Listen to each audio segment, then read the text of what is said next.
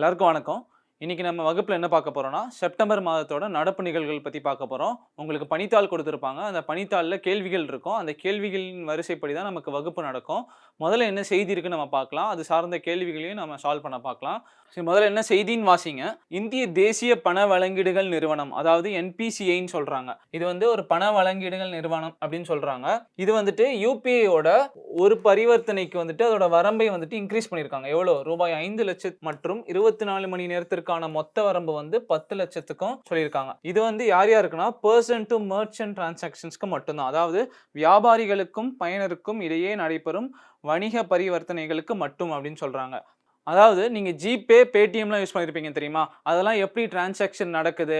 ஒரு அக்கவுண்ட்லேருந்து ஒரு அக்கவுண்ட்டுக்கு வந்துட்டு எப்படி நம்ம பணத்த மாத்தி அனுப்புறோம்? அதெல்லாம் நம்ம பார்க்குறோம் கரெக்ட்டா? அது சார்ந்து தான் இந்த செய்தி இருக்கு. அதாவது யுபிஐ அப்படின்னு சொல்றாங்க. அந்த யுபிஐல இப்ப என்ன சொல்லியிருக்காங்கன்னா, இப்ப நம்ம இருக்கோம்னு வச்சுக்கோங்களேன், ஒரு வியாபாரிகளுக்கு நம்ம காசு குடுக்குறோம்னா, அதோட அதிக வரம்பு என்னன்னா 5 லட்சம் தான் அப்படின்னு சொல்றாங்க. 24 மணி நேரத்திற்கு வந்துட்டு 10 லட்சம் தான் குடுக்க முடியும் அப்படின்ற ஒரு செய்தி தான் நம்ம இப்ப பார்த்துருக்கோம். இப்ப இது சார்ந்த கேள்விகளும், தகவல்களும் என்னன்னு பார்க்கலாம். இப்ப ஃபர்ஸ்ட்டு என்பிசிஐனா என்ன அப்படின்னு தெரியணும். அதுக்கப்புறம் யுபிஐ அப்படின்னா என்னன்னு தெரியணும். இது சார்ந்த முதல்ல ஒரு பொது அறிவு தெரிஞ்சுக்கலாம். அதுக்கப்புறம் நம்ம கேள்விக்குள்ள போகலாம். இப்ப பாருங்க, ஃபர்ஸ்ட் என்ன கொடுத்திருக்காங்கன்னா யுபிஐ பத்தி நம்ம தெரிஞ்சுக்கணும். அப்ப யுபிஐயோட ஃபுல் ஃபார்ம் என்ன அப்படின்னு நம்ம ஃபர்ஸ்ட் தெரிஞ்சுக்கணும். யுபிஐயோட ஃபுல் ஃபார்ம் என்ன? Unified payments interface. அதாவது இது யூ, இது பி, இதுல இருந்து ஐ. யுபிஐயோட ஃபுல் ஃபார்ம் என்னன்னு நம்ம ஃபர்ஸ்ட் தெரிஞ்சுக்கணும். Unified payments interface. இதை எழுதி வச்சுக்கோங்க. தமிழ்ல அதுக்கு அர்த்தம் என்னன்னா ஒருங்கிணைந்த பண வழங்கீட்டு இடைமுகம் அப்படின்னு சொல்றாங்க. இப்போ இதை பத்தி என்ன நம்ம பார்க்கலாம்.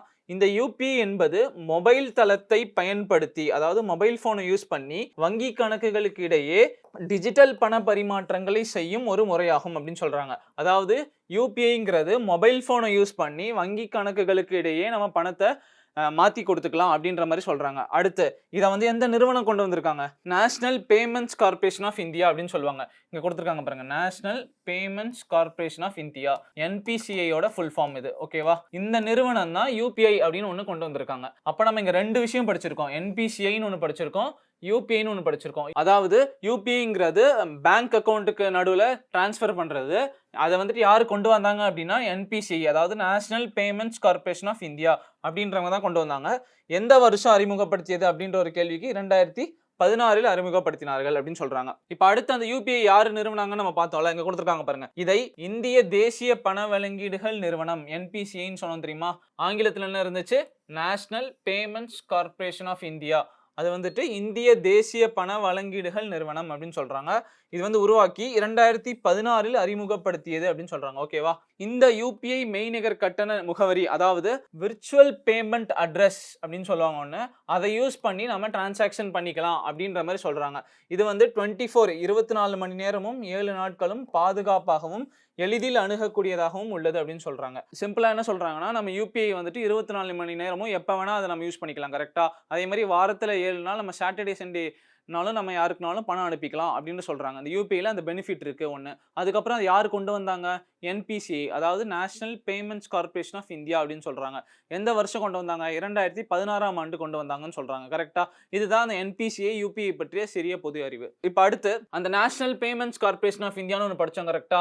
என்பிசிஐ இதை வந்துட்டு யார் கொண்டு வந்தாங்க அப்படின்னு நம்ம தெரிஞ்சு வச்சுக்கணும். இந்த நிறுவனம் எப்படி வந்துச்சு? அதாவது இந்த National payments corporation of India அப்படிங்கிறத யார் கொண்டு வந்தாங்க அப்படின்னு பார்த்தோம்னா, இங்க பாருங்க, இது வந்துட்டு இந்திய ரிசர்வ் வங்கி, அதாவது ரிசர்வ் பேங்க் ஆஃப் இந்தியா அப்படின்னு சொல்லுவாங்க, மற்றும் இந்திய வங்கிகள் சங்கம் அப்படின்னு சொல்லுவாங்க, இந்தியன் பேங்க்ஸ் அசோசியேஷன் சொல்லுவாங்க இங்கிலீஷ்ல. இங்க பாருங்க, Reserve Bank of India and Indian Banks Association, அதாவது இந்திய வங்கிகளின் சங்கம், இவங்க இணைந்து கட்டணம் மற்றும் தீர்வுகள் முறைமை சட்டம், அதாவது payments and settlement system act அப்படின்ட்டு ஒரு சட்டத்துக்கு கீழே, அது 2007 கொண்டு வந்திருக்காங்க. அந்த சட்டத்துக்கு கீழே இந்த National Payment Corporation of India அப்படின்ற ஒரு நிறுவனத்தை கொண்டு வந்திருக்காங்க. இவங்க தான் யூபிஐ அப்படின்ற ஒரு விஷயத்தை கொண்டு வந்திருக்காங்க. ஓகேவா? இப்போ ஃபைனலா என்னன்னு பார்க்கலாம். இப்போ National payments corporation of India இவங்களை யார் கொண்டு வந்திருக்காங்க? ரிசர்வ் பேங்க்கும் அதுக்கப்புறம் இந்தியன் பேங்க்ஸ் அசோசியேஷன், இவங்க ரெண்டு பேரும் சேர்ந்துட்டு ஒரு பேமெண்ட் அண்ட் செட்டில்மெண்ட் சிஸ்டம்னு ஒரு ஆக்ட், ஒரு சட்டம் இருக்கு. அந்த சட்டத்துக்கு கீழே NPCI, National payments corporation of India அப்படின்றத கொண்டு வந்திருக்காங்க. அவங்க என்ன பண்ணியிருக்காங்க? டிஜிட்டல் மூலியமா, நம்ம மொபைல் மூலியமா நம்ம அமௌண்ட்டை டிரான்ஸ்ஃபர் பண்றதுக்கு ஒரு விஷயம் கொண்டு வந்திருக்காங்க. என்னது அது? யூனிஃபைட் பேமெண்ட் இன்டர்ஃபேஸ் அப்படின்னு சொல்லியிருக்காங்க. அதாவது யூபிஐ நம்ம டெய்லி யூஸ் பண்றது. அதை எந்த வருஷம் கொண்டு வந்தாங்க? 2016ஆம் ஆண்டு. இதை வச்சு நம்ம என்ன பண்ண முடியும்? மொபைல் மூலியமா நம்ம ஒரு அக்கவுண்ட் வந்து ஒரு அக்கவுண்ட்டுக்கு அமௌண்ட்டை ட்ரான்ஸ்ஃபர் பண்ணிக்கலாம் அப்படின்ற விஷயம் தான். இப்போ அடுத்து இது சார்ந்த ஒரு கேள்வி பார்க்கலாம். What is the full form of UPI in digital payments அப்படின்னு கொடுத்துருக்காங்க. இப்போ தான் நம்ம பார்த்தோம் யூபிஐயோட ஃபுல் ஃபார்ம் என்னன்னு இந்த கேள்வி. இது நம்ம எலிமினேஷன் மெத்தட் யூஸ் பண்ணியும் சொல்லலாம், இல்லைனா நம்ம படிச்சதை பற்றியும் சொல்லலாம். ஆப்ஷன்ஸ் பாருங்க. யூனிக் பேமெண்ட் இன்டர்ஃபேஸ் அப்படின்னு கொடுத்துருக்காங்க. ஆப்ஷன் பியில் யூனிவர்சல் பேமெண்ட் இன்டகிரேஷன் அப்படின்னு கொடுத்துருக்காங்க. ஆப்ஷன் சியில் பாருங்க யூனிஃபைடு பேமெண்ட்ஸ் இண்டிகேட்டர் அப்படின்னு ஒன்று கொடுத்துருக்காங்க. ஆப்ஷன் டியில் யூனிஃபைடு பேமெண்ட்ஸ் இன்டர்ஃபேஸ் அப்படின்னு கொடுத்துருக்காங்க. இதுக்கு பதில் நீங்களே சொல்ல பாருங்க. யூனிவர்சல் அப்படின்னு ஒன்று கொடுத்துருக்கு கரெக்டா. இது யூனிவர்சல் சார்ந்து இல்லை, இது இந்தியாவோடது தான் கரெக்டா. அப்போ ஆப்ஷன் பி வராது. யூனிக்கு யூனிஃபைடு அப்படின்னு இருக்கு. இது வந்து பேமெண்ட்ஸ் சார்ந்து தான் நமக்கு தெரியும் கரெக்டா. இங்கே இண்டிகேட்டர் அப்படின்னு ஒன்று கொடுத்துருக்கு. இது ஒரு இண்டிகேஷனா? அப்படி இல்லை. அப்போ இந்த ஆப்ஷன் சி வராது. அப்போ ஏ இல்லைனா D, unified payments interface. So answer உங்களுக்கு தெரியும், யூனிஃபைட் பேமெண்ட்ஸ் இன்டர்ஃபேஸ். ஸோ நமக்கு கொஷின்ஸ் வந்துட்டு எக்கனாமிக்ஸ் சம்மந்தப்பட்டதை எடுத்தோம்னா இந்த மாதிரி தான் வரும். அதாவது முக்கியமான சில விஷயங்களோட ஃபுல் ஃபார்ம் வரும். அது எப்போ லான்ச் பண்ணாங்க, எந்த நிறுவனம் அதை கொண்டு வந்துச்சு, எந்த வருஷம் கொண்டு வந்தாங்க, எந்த சட்டத்தின் கீழ் அதை கொண்டு வந்தாங்க, இந்த மாதிரியான கேள்விகள் தான் நமக்கு மோஸ்டா இருக்கும். இப்போ அடுத்த செய்தி என்னன்னு நம்ம பார்க்கலாம். இந்திய அரசாங்கம் வெள்ளி நகைகளுக்கு, அதாவது வெள்ளி நகைகளுக்கு தனித்துவமான ஹால்மார்க் குறியீடு வந்துட்டு கண்டுபிடிச்சிருக்காங்க அப்படின்னு சொல்றாங்க. அதாவது தங்க ஹால்மார்க்கிங்கை போல வெள்ளி நகைகளுக்கும் ஹால்மார்க்கிங் குறியீடு அப்படின்னு ஒன்று கொண்டு வந்திருக்காங்க அப்படின்னு சொல்றாங்க. இது சார்ந்த தகவல் என்னன்னு பார்ப்போம். இப்போ ஃபர்ஸ்ட் ஹால்மார்க்னா நம்ம என்னன்னு தெரிஞ்சுக்கணும் கரெக்டா. ஒரு நகைக்கு வந்துட்டு எதுக்கு ஸ்டாண்டர்ட், இது ஒரு ஹால்மார்க் அப்படின்னு கொடுக்குறாங்க அப்படின்னு நம்ம ஃபர்ஸ்ட் தெரிஞ்சுக்கணும். அதுக்கப்புறம் வெள்ளி நகைக்கு வந்து புதுசா ஒரு ஹால்மார்க் குறியீடு கொண்டு வந்திருக்காங்க அப்படின்னு சொல்றாங்க. அதுக்கப்புறம் அது என்னன்னு தெரிஞ்சுக்கலாம். இப்போ ஒரு பொருள் வாங்குறதுக்கு முன்னாடி அது வந்துட்டு தரமான பொருளா, அது வந்துட்டு அது நமக்கு எந்த தீங்கும் விளைவிக்காதா, அந்த மாதிரி விஷயம் நம்ம தெரியணும் கரெக்டா. அப்போ இதுக்குன்னு நமக்கு இந்தியாவில் ஒரு நிறுவனம் வேணும். அந்த நிறுவனம் என்ன பண்ணுவாங்கன்னா, இப்போ நம்ம ஒரு சாப்பாட்டு பொருள் வாங்கினாலும் சரி, இல்லை ஏதாவது ஒரு விளையாட்டு பொருளோ, இல்லை நார்மலாக ஏதாவது ஒரு பிளாஸ்டிக் பொருளோ வாங்குறோம்னு வச்சுக்கோங்களேன். அந்த பொருள்லாம் வந்துட்டு கரெக்டான தரமான இதில் இருக்கா, அது வந்துட்டு மக்களுக்கு எந்த பாதிப்பும் ஏற்படாத வகையில் இருக்கா அப்படின்றத நம்ம தெரிஞ்சுக்கிறதுக்கு ஒரு நிறுவனம் வச்சிருக்காங்க. அந்த நிறுவனம் என்ன பண்ணுவாங்கன்னா, இந்த மாதிரி ஸ்டாண்டர்ட்ஸ் குறியீடு வைப்பாங்க. இப்போ சாப்பாடு பொருள்னு வச்சுக்கோங்களேன், இதை வந்துட்டு நம்ம 7 நாள் தான் பயன்படுத்தணும். இப்போ ஒரு பிரெட் பாக்கெட் வாங்கினோம்னா அதை வந்துட்டு ஒரு 4-5 நாள் தான் பயன்படுத்தணும். அதுக்கு மேலே அது கெட்டு போயிடும். அதில் வந்துட்டு என்னென்ன இன்க்ரீடியன்ஸ்லாம் இருக்குது, இதெல்லாம் அந்த இன்க்ரீடியன்ஸ் இருக்குது, இதெல்லாம் பார்த்து தான் நீங்கள் வாங்கணும் அப்படின்றதெல்லாம் நம்ம பின்னாடி போட்டிருப்பாங்க கரெக்டாக. அதெல்லாம் அந்த நிறுவனம் தான் பின்னாடி பார்த்துக்கிட்டே வருவாங்க. கரெக்டாக அதெல்லாம் போடுறாங்களா, என்னென்ன தயாரிக்கிறாங்க, என்னென்ன கெமிக்கல்ஸ் வந்துட்டு அந்த ஃபுட்டில் ஆட் ஆகுது அப்படின்றதெல்லாம் அந்த இன்க்ரீடியன்ஸ் அந்த பின்னாடி கொடுத்துருப்பாங்க தெரியுமா, அதில் தான் போட்டு வச்சுருப்பாங்க. அதை சார்ந்து அந்த பொருளுக்கு வந்துட்டு குறியீடு கொடுப்பாங்க. இது வந்து உணவுப் பொருள், இது வந்து உணவுப் பொருள் இல்லை, இது வந்துட்டு விளையாட்டு பொருள், இது வந்து பிளாஸ்டிக், இது வந்து இந்தந்த ரகத்தில் இந்தந்த பொருள் இருக்குது அப்படின்ற மாதிரி சொல்லுவாங்க. அதே மாதிரி நகைகளுக்கும், தங்க நகைகளும் சரி, வெள்ளி நகைகளுக்கும் சரி, இது வந்துட்டு இந்த ஸ்டாண்டர்ட்ல இருக்கு அப்படின்றதும் இந்த நிறுவனம் தான் சொல்லுவாங்க. அந்த நிறுவனம் பத்தி நம்ம என்னன்னு பார்க்கலாம் ஃபர்ஸ்ட். அது வந்துட்டு பியூரோ ஆஃப் இந்தியன் ஸ்டாண்டர்ட்ஸ் அப்படின்னு சொல்லுவாங்க. அதோட ஷார்ட் ஃபார்ம் வந்துட்டு BIS. இந்த பியூரோ ஆஃப் இந்தியன் ஸ்டாண்டர்ட்ஸ் அப்படின்னு இருக்குல்ல, இவங்க தான் வந்துட்டு குறியீடுகள் கொடுப்பாங்க நிறைய பொருட்களுக்கு. இவங்களை பத்தி என்னன்னு பார்க்கலாம். அதாவது இந்திய தர நிர்ணய ஆணையம் அப்படின்னு சொல்லுவாங்க தமிழ்ல. இவங்க வந்துட்டு இது நுகர்வோர் விவகாரம், உணவு மற்றும் பொது விநியோக அமைச்சகத்தின் கீழ் செயல்படுகிறது அப்படின்னு சொல்றாங்க. அதாவது எந்த மினிஸ்ட்ரி கீழே வேலை பார்க்குது, உணவு மற்றும் பொது விநியோக அமைச்சகத்தின் கீழ் செயல்படுகிறது அப்படின்னு சொல்றாங்க. ஸோ ஃபர்ஸ்ட் இது எந்த அமைச்சகத்துக்கு கீழ் இருக்கிறது அப்படின்றது தெரிஞ்சிருச்சு.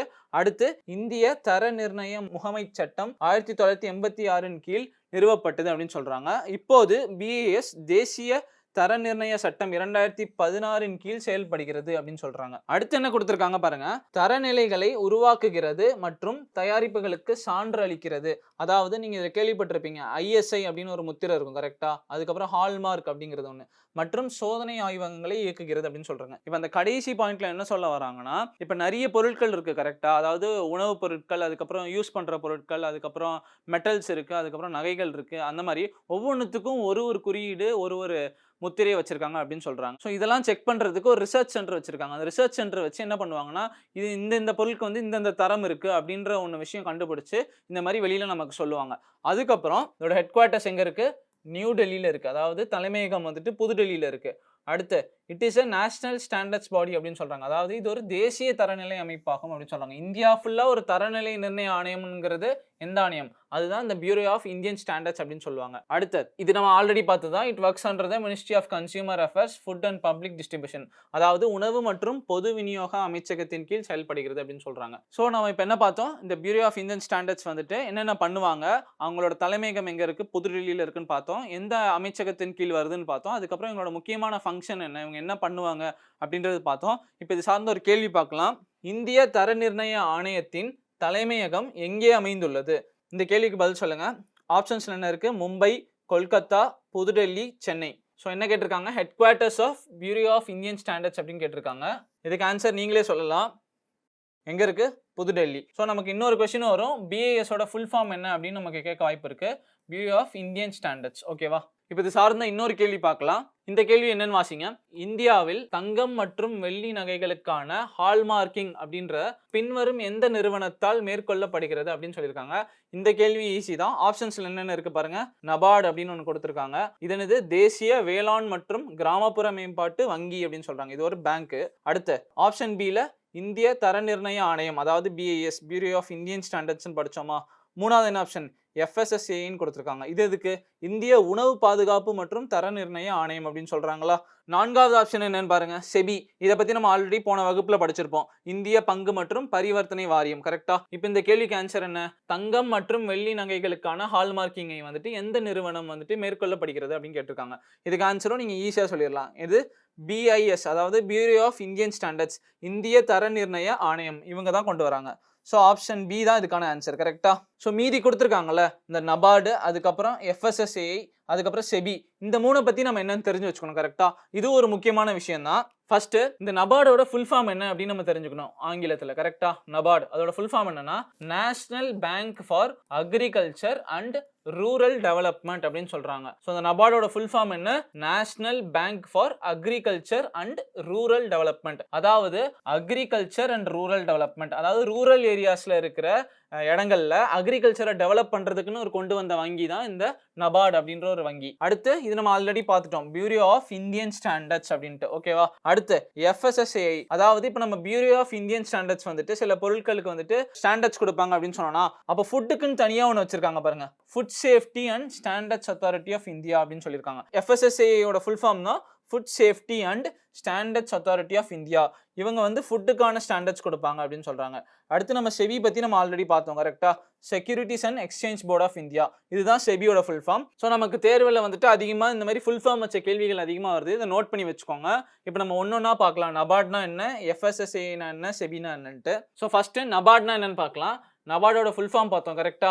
National bank for agriculture and rural development, அதாவது தேசிய வேளாண் மற்றும் கிராமப்புற மேம்பாட்டு வங்கி அப்படின்னு சொல்றாங்க. இப்போ ஃபர்ஸ்ட் இது நிறுவப்பட்ட ஆண்டு எப்போ நம்ம பார்த்துக்கணும். கரெக்டா? 1982ஆம் ஆண்டு 12 ஜூலை. கரெக்டா? பாராளுமன்ற சட்டத்தின் கீழ், அதாவது நபார்டு அப்படின்ற ஒரு சட்டத்தின் கீழ் வந்துட்டு national bank for agriculture and rural development அப்படின்னு கொண்டு வந்திருக்காங்க. இதோட தலைமையகம் எங்க இருக்கு? மும்பை, அதாவது மகாராஷ்டிரா மாநிலத்தில் இருக்கு அப்படின்னு சொல்றாங்க. இப்போ நம்ம ஒரு நிறுவனமா பார்த்துட்டு வரோம். கரெக்டா? இந்த நிறுவனத்துக்கு வந்துட்டு இத்தனை வருஷத்துக்கு இத்தனை சேர்பர்சன் தலைவர் இருக்கணும் அப்படின்னு சொல்லுவாங்க. இப்போ 2025ல இவங்க தான் சேர்பர்சனா இருப்பாங்க அப்படின்னு சொல்லுவாங்க. அப்போ 2026ல அவங்களை எடுத்துட்டு அவங்க ரிசைன் பண்ணிடுவாங்க, ஆர் அவங்க பதவி காலம் முடிஞ்சிடும். அப்போ என்ன பண்ணுவாங்க? இன்னொருத்தரை கொண்டு வருவாங்க. அப்போ இந்த மாதிரி விஷயங்கள்லாம் நீங்க அப்டேட்ல வச்சுக்கணும். இப்போ நம்ம இந்த கிளாஸ் நீங்க பார்க்கும்போது இவர் இருக்கலாம், அதுக்கப்புறம் 2-3 மந்த்ஸ் கழிச்சு ஆள் மாத்திடுவாங்க. அதாவது நபார்டோட சேர்பர்சன் தலைவர் வந்துட்டு இவங்கன்னு நம்ம படிச்சு வச்சிருப்போம், திருப்பி மாறிடும். ஸோ இந்த மாதிரி விஷயங்கள்லாம் நீங்க அடிக்கடி அப்டேட்ல வச்சுக்கணும். இப்போ ஒரு பர்சன் வந்துட்டு புதுசா பொசிஷனுக்கு வந்திருக்காரு அப்படின்னா அவர் எந்த நிறுவனத்துக்கு தலைவராக வந்திருக்காரு, என்ன வந்திருக்காரு நம்ம நோட் பண்ணி வச்சுக்கணும். ஓகேவா? அடுத்து இந்த நபார்டோட தலைவர் இப்போதைக்கு யாரு அப்படின்னு கொடுத்துருக்காங்கன்னா திரு ஷாஜி அப்படின்ற ஒருத்தர் தான் இப்போதைய நபார்டின் தலைவர், அதாவது சேர்பர்சன் அப்படின்னு சொல்றாங்க. அதுக்கப்புறம் இந்த நபார்டு அப்படிங்கிறது கவர்மெண்டோடதா அப்படின்னு கேட்டா 100% இந்திய அரசு அப்படின்னு சொல்றாங்க. அதாவது இது வந்து ஒரு இந்திய அரசோட வங்கி. என்ன வங்கி? வேளாண் மற்றும் கிராமப்புற மேம்பாட்டுக்கான வங்கி அப்படின்னு சொல்றாங்க. அடுத்து இதோட முக்கியமான நோக்கம் என்ன? விவசாயம் மற்றும் கிராமப்புற மேம்பாட்டிற்கு கடன் மற்றும் ஆதரவை வழங்குகிறது அப்படின்னு சொல்றாங்க. அதாவது இப்ப இந்த நபார்டு அப்படின்ற ஒரு வங்கி நம்ம படிச்சுட்டோம். இது வந்துட்டு கவர்மெண்ட் தான் வச்சிருக்காங்க, அதாவது இந்திய அரசாங்கம் தான் வச்சிருக்கு அப்படின்னு நம்ம பார்த்தோம். கரெக்டா? இவங்க என்ன பண்ணுவாங்க மேஜரா அப்படின்னு பார்த்தோம்னா, இது வந்து ஒரு வங்கி தான். கரெக்டா? அப்ப என்ன பண்ணுவாங்க? ரூரல் ஏரியாஸ், அதாவது கிராமப்புற ஏரியால வந்துட்டு இடங்கள்ல வந்துட்டு என்ன பண்ணுவாங்கன்னா அக்ரிகல்ச்சரை வந்து டெவலப் பண்றதுக்கு கடன் கொடுப்பாங்க. அதுக்கப்புறம் அதுக்கான சில உதவிகளும் செய்வாங்க. இந்த மாதிரி சில ஏதாவது தேவைப்பட்டுச்சுன்னா அதெல்லாம் கொடுக்கறது, அதே மாதிரி பணம் கொடுக்கறது, அதுக்கப்புறம் புதுசா ஏதாவது ஒரு டெக்னாலஜி வந்துச்சுன்னா அதையும் அதை வந்து இம்ப்ளிமெண்ட் பண்றது, அந்த மாதிரி விஷயங்கள்லாம் அந்த வங்கி பண்ணும். அதுக்கப்புறம் என்ன சொல்லியிருக்காங்க? நிலையான சமமான விவசாயம் மற்றும் கிராமப்புற செழிப்பை மேம்படுத்துவதற்காக செயல்படுகிறது அப்படின்னு சொல்றாங்க. ஓகேவா? சில முக்கியமான விஷயங்கள்லாம் என்னென்ன? 1982ல இது கொண்டு வந்தாங்க. இதோட தலைமையகம் எங்க இருக்கு? மும்பை, அதாவது மகாராஷ்டிரா மாநிலத்துல இருக்கு. இதோட இப்ப தற்போதைய தலைவர் யாரு? ஷாஜி அப்படின்னு சொல்றாங்க. இது வந்து இந்திய அரசோட வங்கி அப்படின்னு நம்ம தெரிஞ்சிருச்சு. ஓகேவா?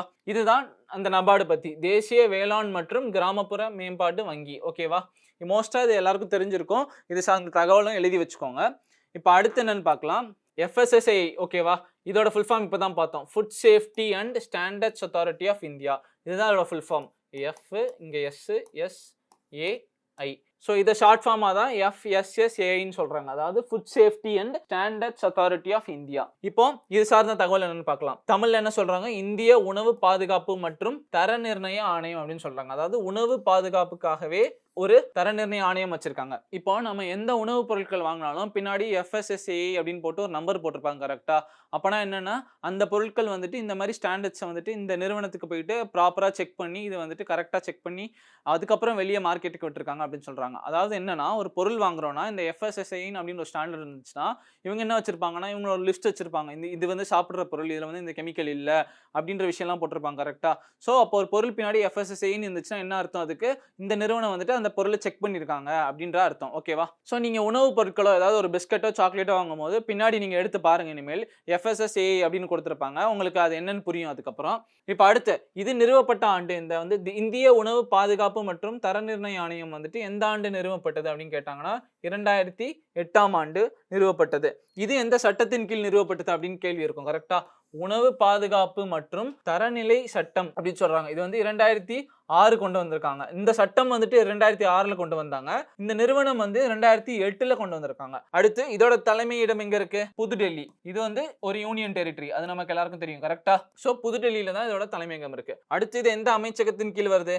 சுகாதாரம் மற்றும் குடும்ப நல அமைச்சகத்தின் கீழ் தான் இந்த நிறுவனம் வருது அப்படின்னு சொல்றாங்க. அடுத்து இதோட நோக்கம் என்ன அப்படின்னு சொல்றாங்க. இதோட முக்கியமான ஃபங்க்ஷன் என்ன அப்படின்னா உணவு பாதுகாப்பு மற்றும் தரத்தை ஒழுங்குபடுத்தி மேற்பார்வையிடுகிறது அப்படின்னு சொல்றாங்க. அதுக்கு அடுத்து நுகர்வோர் பாதுகாப்பை உறுதி செய்வதற்காக உணவுப் பொருட்களுக்கான தரநிலைகளை உருவாக்குகிறது அப்படின்னு சொல்றாங்க. அதாவது ஒரு உணவுப் பொருள்னா அதுல வந்துட்டு இந்தந்த விஷயம் இருக்கணும், இந்தந்த விஷயம் இருக்கக்கூடாது, அப்பதான் அதை வந்து நம்ம சாப்பிட முடியும் அப்படின்ற ஒரு தரத்தை வந்து இவங்க உண்டாக்குறாங்க. என்னது? FSSAI.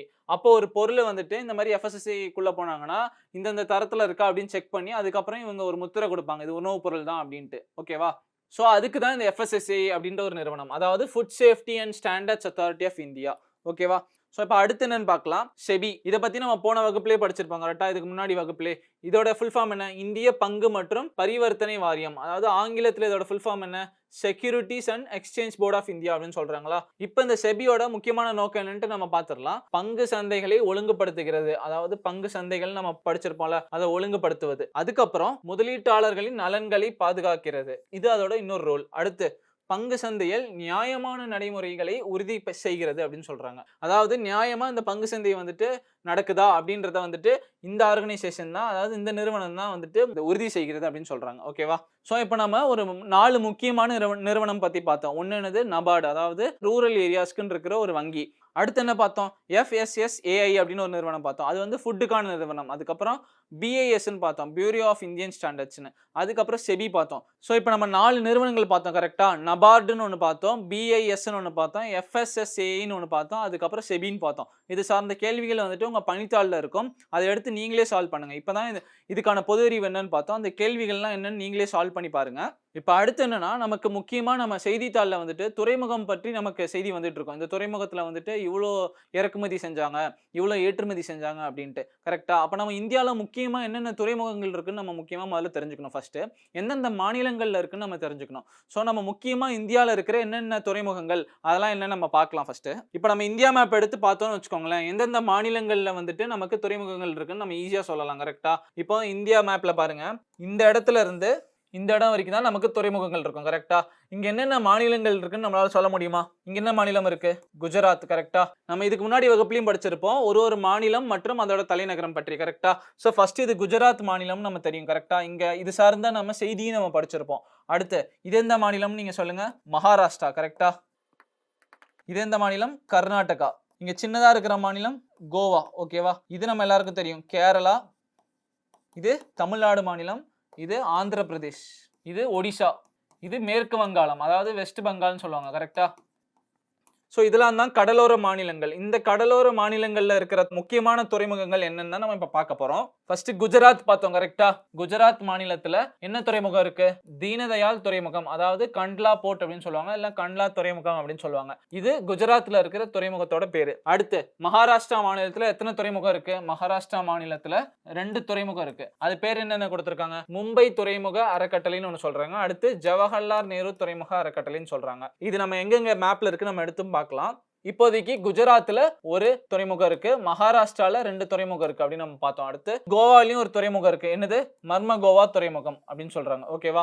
அதுக்கு அடுத்து கர்நாடகா மாநிலம் பார்த்தோம் கரெக்டா? கர்நாடகா மாநிலத்துல என்ன துறைமுகம் இருக்கு? நியூ மங்களூர் துறைமுகம் அப்படின்னு சொல்றாங்க. இது வந்து கர்நாடகா. சோ கர்நாடகா மாநிலத்திலயும் ஒரே ஒரு துறைமுகம் தான், கோவா மாநிலத்திலயும் ஒரே ஒரு துறைமுகம் தான். அதுக்கு அடுத்து கொல்கத்தா துறைமுகம் சொல்றாங்க. எங்க இருக்கு? மேற்கு வங்காளம். வெஸ்ட் பெங்கால், வெஸ்ட் பெங்கால்ல ஷியாம் பிரசாத் முகர்ஜி துறைமுகம், வெஸ்ட் பெங்கால்லயும் ஒரு துறைமுகம் தான் இருக்கு. அடுத்து கொச்சின் துறைமுகம், அது எங்க இருக்கு?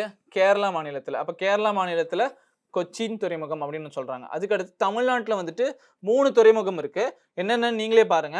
தமிழ்நாட்டுல இது ஒண்ணு. என்னது? ஃபர்ஸ்ட் சென்னை துறைமுகம், இது தமிழ்நாட்டுல இருக்க ஒரு துறைமுகம். அடுத்து 2வது காமராஜர் துறைமுகம் சொல்றாங்க, அதாவது எண்ணூர் துறைமுகம், எண்ணூர் போர்ட் அப்படின்னு சொல்லுவாங்க. அது தமிழ்நாட்டுல இருக்க 2வது துறைமுகம். ஓகேவா?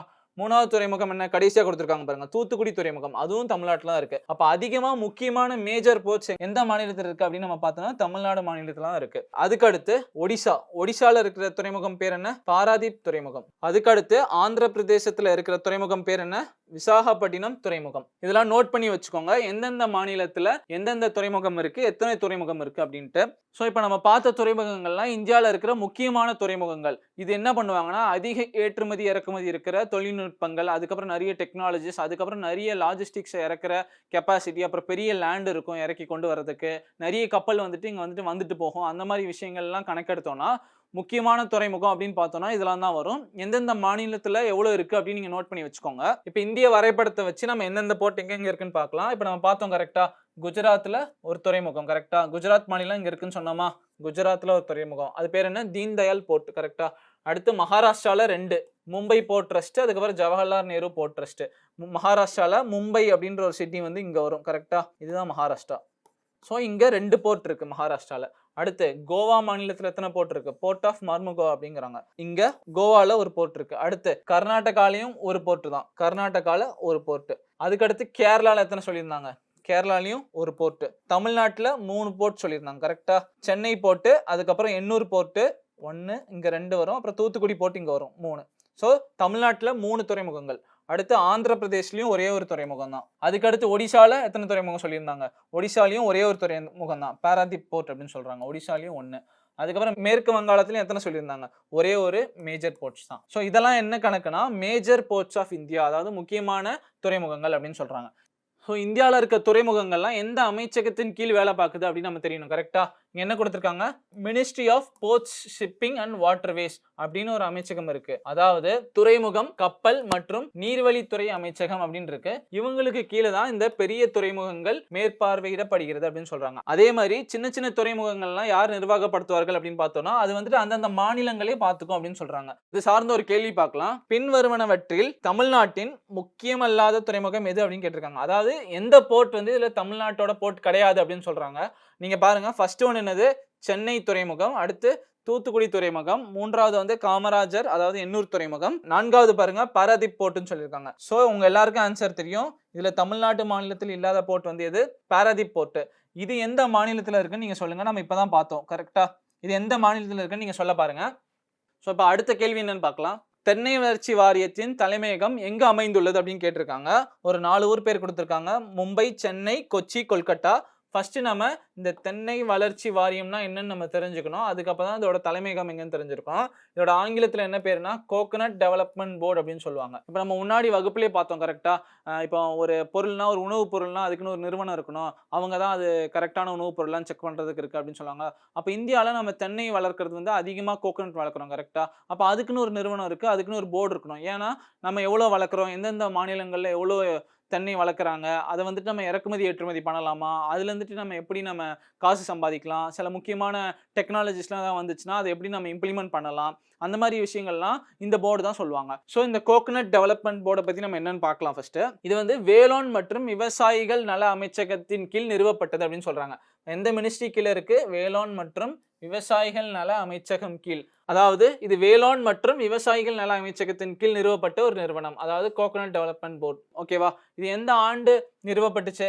1981ஆம் ஆண்டு. இதோட முக்கியமான நோக்கம் என்ன? உற்பத்தி திறனை அதிகரிக்க, அதாவது தென்னை உற்பத்தியை வந்து அதிகரிக்கணும். அடுத்து தயாரிப்பு பல்வகைப்படுத்துதலில் கவனம் செலுத்து, அதாவது தயாரிச்சதுக்கு அப்புறம் ஒரு கோகனட்ல இருந்து நமக்கு வந்துட்டு நிறைய விஷயங்கள் கிடைக்கும் தெரியுமா, அந்த நிறைய விஷயங்களை வச்சு அதை எப்படி நம்ம மார்க்கெட்டிங் பண்றது, எப்படி நம்ம அதை வெளியே பொருட்களாக கொண்டு போய் சேர்த்து மக்கள்கிட்ட சேர்த்து அதை நிறைய விற்பனை பண்றது அப்படின்ற விஷயங்களையும் இவங்க எடுப்பாங்க. அதுக்கடுத்து தென்னை சாகுபடி தொழில்துறையின் ஒருங்கிணைந்த வளர்ச்சியை உறுதி செய்தல் அப்படின்னு சொல்லியிருக்காங்க. அதாவது மோஸ்டா தென்னை சார்ந்த வர்த்தகத்தை வந்துட்டு மேம்படுத்துவதற்கு தான் இந்த வாரியம் இருக்கு அப்படின்னு நம்ம தெரிஞ்சிருச்சு. கரெக்டா? அடுத்து இதோட தலைமையகம் எங்க இருக்கு?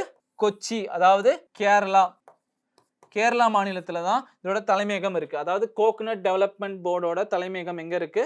கொச்சியில இருக்கு. இதோட முக்கியமான வேலைகள் என்ன? தென்னை தொழிலின் வளர்ச்சிக்கான நடவடிக்கைகள் எடுக்கிறது, அதுக்கப்புறம் தொழில்நுட்ப ஆலோசனைகள் வழங்குதல், நிதியுதவி வழங்குதல் போன்றவை.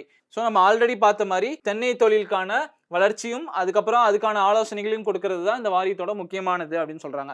ஸோ அப்போ இந்த கேள்விக்கான பதில் நம்ம என்னன்னு பார்க்கலாம். தென்னை வளர்ச்சி வாரியத்தின் தலைமையகம் எங்க அமைந்துள்ளது சொல்லுங்க. இப்பதான் நம்ம பார்த்தோம், மும்பையா, சென்னை, கொச்சி ஆர் கொல்கட்டா. ஸோ இதுக்கான பதில் நீங்களே சொல்லலாம், கொச்சி. அப்பா நம்ம இனிமேல் கோகனட் டெவலப்மெண்ட் போர்டு அப்படின்னா என்ன ஞாபகம் வரணும்? கேரளா மாநிலம் தான் வரணும். அதோட தலைமையகம் எங்க இருக்கு? கேரளா மாநிலத்துல கொச்சி அப்படின்ற ஒரு ஊர்ல தான் இருக்கு. ஓகேவா? இது மாதிரி நம்ம அதிகமா நிறுவனங்கள் பார்த்தோம். கரெக்டா? இப்போ கோகனட் டெவலப்மெண்ட் போர்டு வந்துட்டு இதோட தலைமையகம் வந்துட்டு கொச்சியில இருக்கு அப்படின்னு பார்த்தோம். இதுக்கு முன்னாடி வகுப்புல வந்துட்டு மஞ்சளுக்குன்னு ஒரு தேசிய நிறுவனம் கொண்டு வந்திருப்பாங்க. இதே மாதிரி டர்மரிக் டெவலப்மெண்ட் போர்டு அப்படின்னு வந்துச்சு தெரியுமா? இதோட தலைமையகம் எங்க இருக்குன்னு உங்களுக்கு ஞாபகம் வருதான்னு பாருங்க. அதாவது தெலங்கானால நிசாமாபாத் அப்படின்னு ஒன்று சொல்லியிருப்பாங்க. கரெக்டா? நம்ம செய்தியில கூட படிச்சிருப்போம். ஸோ அங்கதான் அதோட ஹெட் குவார்ட்டர்ஸ் இருக்கு அப்படின்னு சொல்லியிருப்பாங்க. இந்த மாதிரி நீங்க அதிகமா படிச்சுட்டு வரும்போது ஒரு நோட்ல எழுதி வச்சுக்கோங்க.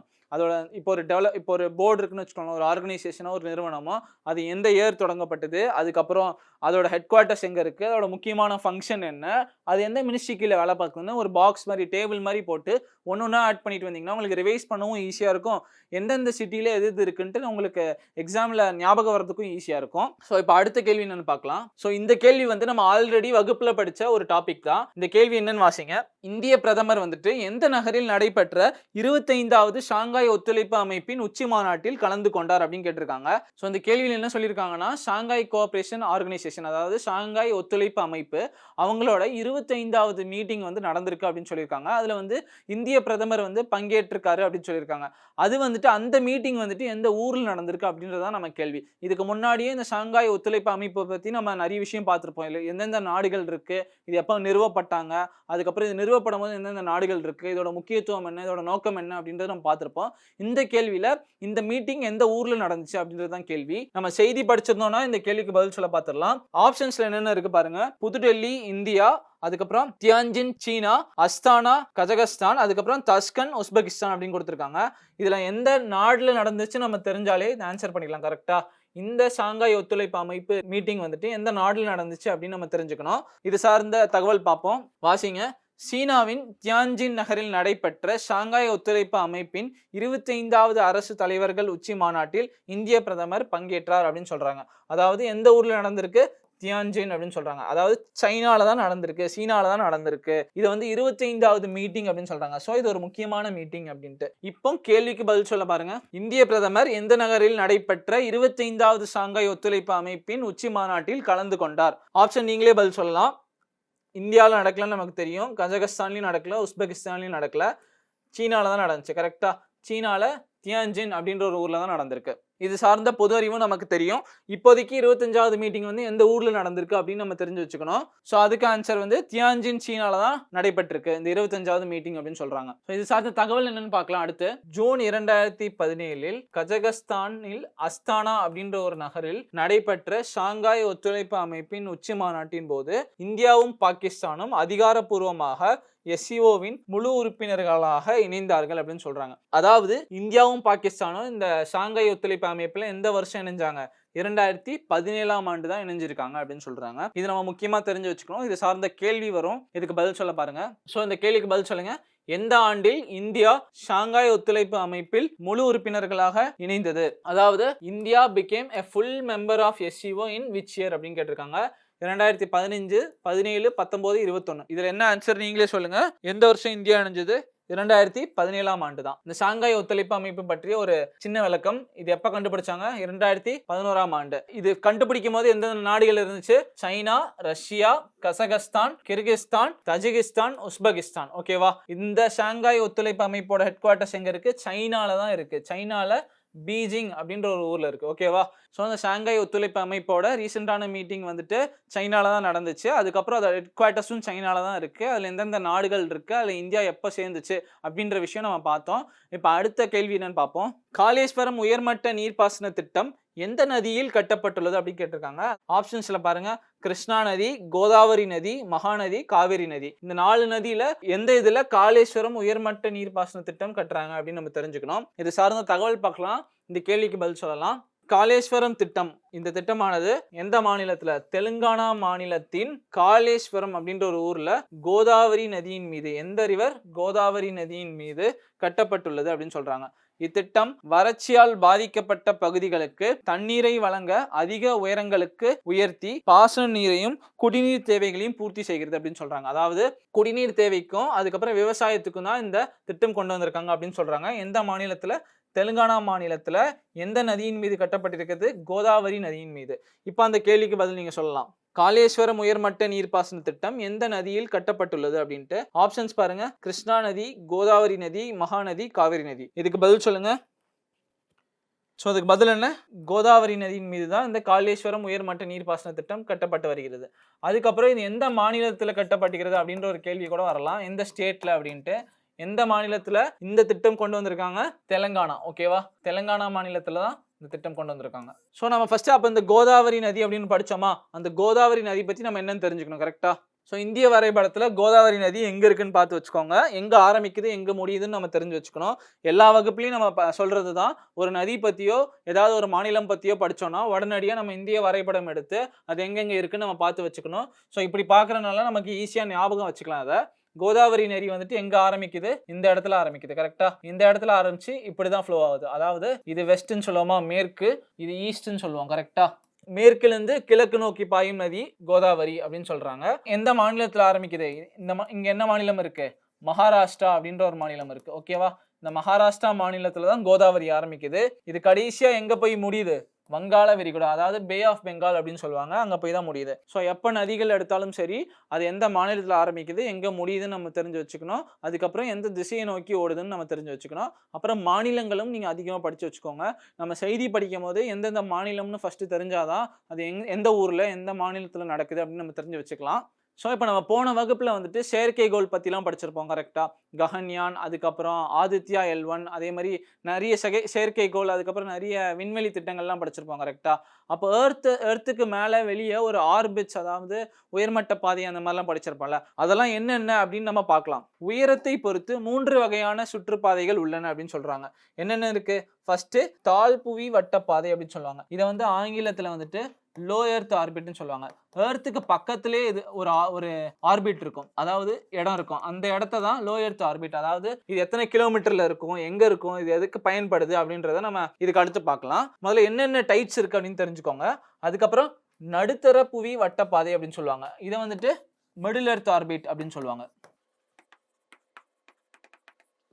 அடுத்து 3வது உயர்புவி வட்டப்பாதை அப்படின்னு சொல்லுவாங்க. இதை வந்து ஹை எர்த் ஆர்பிட் அப்படின்னு சொல்லுவாங்க.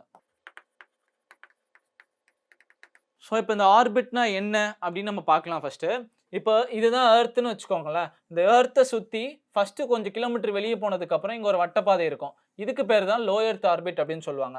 அதுக்கு அடுத்து மிடில் எர்த் ஆர்பிட். அப்புறம் இன்னும் கொஞ்சம் ஒரு கிலோமீட்டர் தள்ளி போனோம்னா அதை சுற்றி ஒரு பாதை இருக்கும், வட்டப்பாதை மாதிரி கிரியேட் பண்ணி வச்சிருப்பாங்க. அதில் செயற்கைக்கோளை நம்ம சுத்த விட்டோம்னா அது மிடில் எர்த் ஆர்பிட், அதாவது நடுத்தர புவி வட்டப்பாதை அப்படின்னு சொல்லுவாங்க.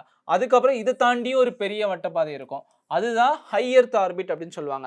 அது உயர் புவி வட்டப்பாதை அப்படின்னு சொல்லுவாங்க. இப்போ இது ஒவ்வொன்றும் எத்தனை கிலோமீட்டர் தூரத்துல இதுல என்னென்ன பண்ணலாம் அப்படின்றதெல்லாம் நம்ம பார்க்கலாம். இப்போ ஃபர்ஸ்ட் லோ எர்த் ஆர்பிட் அப்படின்னு படிச்சோமா, LEO அதோட ஃபுல் ஃபார்ம் வந்து லோ எர்த் ஆர்பிட். ஓகேவா, தாழ்புவி வட்டப்பாதை அப்படின்னு சொல்றாங்க. ஸோ இந்த வட்டப்பாதையில என்னென்ன பண்ணுவாங்க அப்படின்னு பார்க்கலாம். இங்குள்ள செயற்கைக்கோள்கள் புவியின் மேற்பரப்பில் இருந்து எவ்வளோ கிலோமீட்டர் தூரத்தில் இருக்கு? 160 கிலோமீட்டர் முதல் 2000 கிலோமீட்டர் உயரத்தில் சுற்றி கொண்டு இருக்கிறேன் அப்படின்னு சொல்றாங்க. அப்போ இதுதான் எர்த்துன்னு வச்சுக்கோங்களேன். இதுல இருந்து 160 கிலோமீட்டர்ஸ்ல இருந்து 2000 கிலோமீட்டர் வரைக்கும் இருக்கிற அந்த வட்டப்பாதை தான் தாழ்புவி வட்டப்பாதை அப்படின்னு சொல்றாங்க. அதாவது லோ எர்த் ஆர்பிட் அப்படின்னு சொல்றாங்க. ஓகேவா, இதுல செயற்கைக்கோள் சுத்த விடுறாங்கன்னா எர்த்துக்கு பக்கத்திலே இருக்கும் அப்படின்னு சொல்றாங்க. அப்ப எர்த்துக்கு பக்கத்திலே நம்ம ஒரு செயற்கைக்கோளை சுத்திட்டு இருக்குன்னு வச்சுக்கோங்களேன். எர்த்துல என்னென்ன நடக்கு, அதுக்கப்புறம் எர்த்துல நம்மளோட லொகேஷன்லாம் சொல்லலாம். கரெக்டா? ஸோ இந்த வட்டப்பாதையை நம்ம எதுக்கு யூஸ் பண்ணிக்கலாம்? எர்த்தை பக்கத்துல இருந்து பார்க்கணும்னா, அதாவது எர்த்துல லொகேஷன் ஏதாவது வேணும்னா, அதுக்கப்புறம் டிசாஸ்டர், அதுக்கப்புறம் எர்த் குவேக்கு, வால்கனோலாம் ஏதாவது எரப்ட் ஆச்சுன்னா அந்த மாதிரி விஷயங்களை நம்ம எர்த்தை கண்காணிக்கிறதுக்குன்னு ஒரு செயற்கைக்கோள் அனுப்புறோம்னு வச்சுக்கோங்களேன். அதை வந்துட்டு நம்ம இந்த லோ எர்த் ஆர்பிட், அதாவது எர்த்துக்கு பக்கத்திலே இருக்கிற ஒரு வட்டப்பாதையில வந்துட்டு நம்ம அனுப்பிக்கலாம் அப்படின்னு சொல்றாங்க. அதை பத்தி தான் கீழே கொடுத்துருப்பாங்க பாருங்க. ஸோ இந்த லோ எர்த் ஆர்பிட்ல என்னென்ன இருக்குன்னா, விண்வெளி நிலையங்கள், அதுக்கப்புறம் புவி கண்காணிப்பு மற்றும் தகவல் தொடர்பு அமைப்புகளுக்கான செயற்கைக்கோளை இந்த வட்டப்பாதையில வச்சு சுத்த விடுவாங்க அப்படின்னு சொல்றாங்க. அடுத்து என்ன பார்த்தோம்? மிடில் எர்த் ஆர்பிட் பார்த்தோம். கரெக்டா? மிடில் எர்த் ஆர்பிட்னா நடுத்தர புவி வட்டப்பாதை. எவ்வளவு கிலோமீட்டர் தூரத்திலிருந்து எவ்வளவு கிலோமீட்டர் தூரம் இருக்கும்? 2000 கிலோமீட்டர் முதல் 35,786 கிலோமீட்டர். அதாவது எர்த் அப்படின்னு நம்ம பார்த்தோம்ல போனதுல, இங்க 160ல இருந்து 2000 கிலோமீட்டர்ல லோ எர்த் ஆர்பிட் இருக்கு அப்படின்னு சொன்னாங்களா. அப்புறம் அதுக்கடுத்து என்ன இருக்கு? Middle earth orbit. இதுக்கு அடுத்து என்ன இருக்கு? High earth orbit. ஓகேவா, அப்போ இந்த மிடில் எர்த் ஆர்பிட்ங்கிறது எவ்வளவு கிலோமீட்டர் இங்க கொடுத்துருக்காங்க? 2000 கிலோமீட்டர் முதல் 35,786 கிலோமீட்டர். ஓகேவா, இங்க என்னென்ன இருக்கு? GPS போன்ற வழிகாட்டி அமைப்புகள், உலகளாவிய கண்காணிப்பு திறனை உள்ளடக்க MEO வட்டப்பாதைகளை பயன்படுத்துகிறார்கள் அப்படின்னு சொல்றாங்க. அப்போ எர்த் ஃபுல்லா இருக்கிற ஒரு லொகேஷன் பார்க்கணும்னாலும், இல்லைனா ஒரு GPS சேட்டலைட் நம்ம கேள்விப்பட்டிருப்போம் தெரியுமா, அதெல்லாம் வந்துட்டு இந்த மிடில் எர்த் ஆர்பிட்ல இருக்கு அப்படின்னு சொல்றாங்க. அதாவது நடுத்தர புவி வட்டப்பாதையில தான் இந்த மாதிரியான செயற்கைக்கோளை வச்சிருக்காங்க அப்படின்னு சொல்றாங்க. இப்போ அடுத்து என்ன பார்த்தோம்? ஹை எர்த் ஆர்பிட்னு பார்த்தோம். கரெக்டா? இது வந்து எர்த்தை விட்டு ரொம்ப தூரம் இருக்கும் அப்படின்றது நமக்கு தெரிஞ்சிருச்சு. அதாவது உயர் புவி வட்டப்பாதை. இது வந்துட்டு லோ எர்த் ஆர்பிட்டுக்கும் மிடில் எர்த் ஆர்பிட்டுக்கும் இருக்கிற, அதுக்கப்புறம் லாஸ்டா தூரமா இருக்கிற ஒரு ஆர்பிட் தான். லாஸ்டா இருக்கிற ஒரு ஆர்பிட் தான் இந்த HEO. இது வந்து 36,000 கிலோமீட்டர் தூரம் இருக்கும் அப்படின்னு சொல்றாங்க. ஸோ பெருசாக இந்த வட்டப்பாதையை வச்சு நீங்கள் கன்ஃபியூஸ் பண்ணிக்க வேணாம். எர்த்துக்கு 1 கிலோமீட்டர் தூரம் போனோன்னா ஒரு வட்டப்பாதையை வச்சுருக்காங்க. அதில் வந்துட்டு சில செயற்கைக்கோளை சுத்த விடுவாங்க. இன்னும் கொஞ்சம் தூரம் போனோன்னா அதுக்கு மிடில் எர்த் ஆர்பிட் அப்படின்னு வச்சுருக்காங்க. அங்கே சில செயற்கைக்கோளை சுத்த விடுவாங்க. அதுக்கப்புறம் ஹை எர்த் ஆர்பிட் அப்படின்னு சொல்கிறாங்க. இந்த மாதிரி 3 வட்டப்பாதைகள் நம்ம எடுத்து வச்சுருக்கோம். அங்கே வந்துட்டு நமக்கு என்னென்ன செயற்கைக்கோள் எதுக்கு எதுக்கு தேவைப்படுதோ அங்கங்கே வச்சுருவாங்க. ஸோ இதை பற்றி ஜென்ரலாக என்னன்னு தெரிஞ்சுக்கோங்க. ஸோ நம்ம போன வகுப்பில் வந்துட்டு ககன்யான் திட்டம் அப்படின்னு படிச்சிருப்பாங்க. கரெக்டாக? அதில் வந்துட்டு மனிதர்களை வந்துட்டு விண்வெளிக்கு கொண்டு போயிட்டு திருப்பி கொண்டு வரணும் அப்படின்றது அந்த திட்டத்தோட முக்கியமான நோக்கம். அந்த திட்டத்தில் வந்துட்டு லோ எர்த் ஆர்பிட்டுக்கு வந்து மனிதர்களை கொண்டு போகணும்னு சொல்லியிருப்பாங்களா. ஸோ உங்களுக்கு இப்போ புரியும், லோ எர்த் ஆர்பிட்னா எவ்வளோ தூரத்துக்கு மனிதர்களை கொண்டு போயிட்டு திருப்பி எர்த்துக்கு ரிட்டர்ன் கொண்டு வருவாங்க அப்படின்ட்டு. அப்போ ஹை எர்த் ஆர்பிட்னா அதோட தூரத்துக்கு கொண்டு போயிட்டு திருப்பி கொண்டு வருவாங்க. இப்போதைக்கு அந்த ககன்யான் திட்டம்னு நம்ம போன வகுப்பில் படித்தோம்ல, அதை அப்போ எங்கே கொண்டு போவாங்க, திருப்பி எப்படி கொண்டு வருவாங்க அப்படின்ற ஒரு ஐடியா உங்க எல்லாருக்கும் கிடைச்சிருக்கும். ஸோ இந்த படத்தை பாருங்க. இதில் ஆர்பிட்ஸ்னா என்னென்னு தெரியும். இதுதான் எர்த். கரெக்டா? லோ எர்த் ஆர்பிட்ல இந்த செயற்கைக்கோள் எவ்வளோ பக்கத்தில் சுத்துது. அடுத்து மிடில் எர்த் ஆர்பிட் பாருங்க, அது எவ்வளோ தூரத்தில் இருக்கு பாருங்க. அடுத்து ஹை எர்த் ஆர்பிட், அது எவ்வளோ தூரத்தில் இருக்கு. ஸோ இதுதான் வித்தியாசம் அந்த 3 வட்டப்பாதைக்கும். ஒரு செயற்கைக்கோளும் அதோட ஃபங்க்ஷனுக்கு ஏற்ற மாதிரி ஒரு இடத்துல வச்சு சுத்தும். அதுக்கு பேர் தான் இந்த மாதிரி டைப்ஸ் ஆஃப் ஆர்பிட்ஸ்ன்னு சொல்றாங்க. ஒரு வட்டப்பாதைகள் இருக்கு அப்படின்னு சொல்றாங்க. ஸோ இன்னைக்கு வகுப்பில் நம்ம செப்டம்பரில் நடந்த முக்கியமான நடப்பு நிகழ்வுகள் பற்றி பார்த்தோம். அதுக்கப்புறம் நிறைய முக்கியமான நிறுவனங்கள் பற்றி பார்த்தோம். அது எந்தெந்த மாநிலத்தில் இருக்குது, அதோட தலைவர்கள் யார் அப்படின்ட்டு. சில நிறுவனங்களோட தலைவர்கள் நம்ம படிச்சிருக்க மாட்டோம். நீங்கள் வந்துட்டு கூகுள்லையோ ஏதாவது செய்தித்தாளில் வந்துச்சுன்னா நீங்கள் எடுத்து வச்சுக்கணும். இப்போதைய முக்கியமான அந்த சேர்பர்சன் யார் அந்த நிறுவனத்துக்கு அப்படின்றத நீங்கள் எழுதி வச்சுக்கணும். அதுக்கப்புறம் நிறைய ஆர்கனைசேஷன்ஸ் பற்றி பார்த்தோம், அதுவும் நீங்கள் நோட் பண்ணி வச்சுக்கணும். ஸோ அதுக்கப்புறம் நம்ம போன வகுப்பில் விண்வெளித்துறை பற்றி படித்தோம்ல, அது சார்ந்த டைப்ஸ் ஆஃப் ஆர்பிட்ஸ் அப்படின்னு பார்த்தோம். என்னென்ன ஆர்பிட்ஸ் இருக்குது அப்படின்னு பார்த்தோம். ஸோ எல்லாமே நீங்கள் நோட் பண்ணி வச்சுக்கோங்க. கிளாஸ் முடிஞ்சதுக்கப்புறம் உங்கள் பணித்தாளில் இன்னும் சில கேள்விகள் இருக்கும். அந்த கேள்விகள்லாம் நீங்கள் பயிற்சி பண்ணி பாருங்கள். அடுத்த வகுப்பில் நம்ம பார்க்கலாம். நன்றி.